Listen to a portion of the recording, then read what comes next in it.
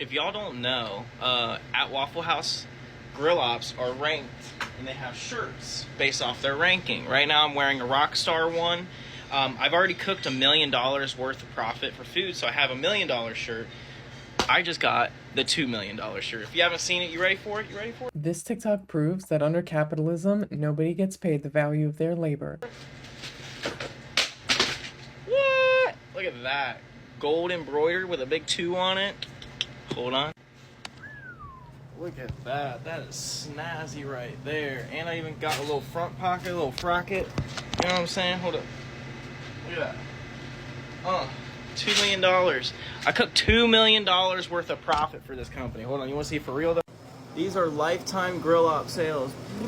$2,356,446. That's me. So this TikTok by Magick The Hippie points out how he's actually made over $2 million worth of profit for Waffle House. Now, to be clear, I have nothing against the person making this TikTok. Obviously, they're hard at work. And fundamentally, I think that they should be paid more, which is really the heart of this, because what this person got for literally producing $2 million worth of value was wages that were far less than $2 million and a t-shirt, a work shirt that just says how much value that they have produced for the company. And this is something that is inherent to capitalism.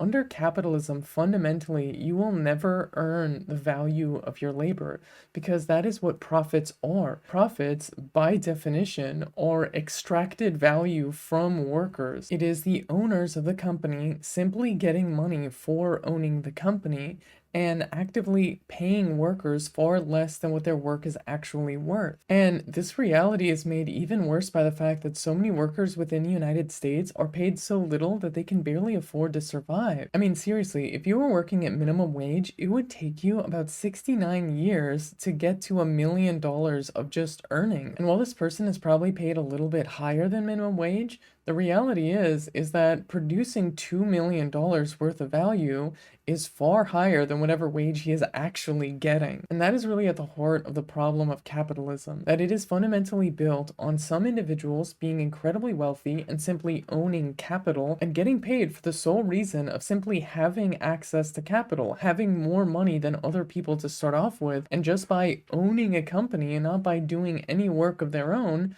taking in a ton of money off of other people's labor. And that is really the entire heart of capitalism. Capitalism is about capital extracting wealth from labor. But this is also why strikes are such an effective tactic against capitalists, because as a general rule, capitalists are going to lose a lot more money than you are when you don't show up to work because you're demanding higher wages. And when everybody in your workplace is refusing to show up to work, those capitalists lose a ton of money, which is why capitalists go through such great lengths to try and prevent workers from ever going on strike or demanding higher wages. But all of this reality is made even worse when you realize the fact that a lot of workers are kept intentionally at part-time jobs, so that very often these workers have to get multiple jobs in order to survive. But because the company is in charge of their schedule and workers are not allowed to be in charge of their own schedules, that puts companies in a position where they can actively manipulate people's schedules that make it harder for them to survive by either refusing to accommodate schedules at the other places that they work, or by refusing to accommodate schedules of like college and stuff like that, or even going so far as to interfere with people's ability to get childcare by constantly changing their schedule. These are all ways in which working class people are kept down,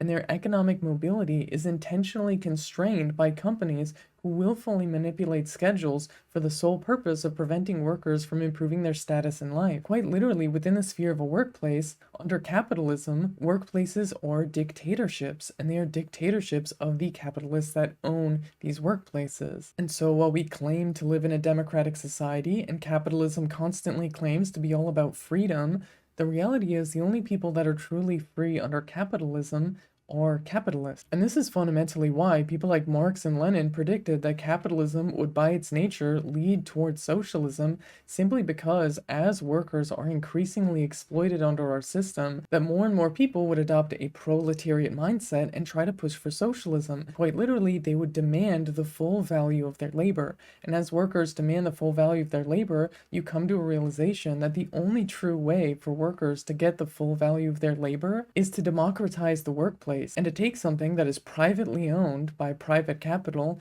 and to either turn it into a worker cooperative or make it a state-owned enterprise.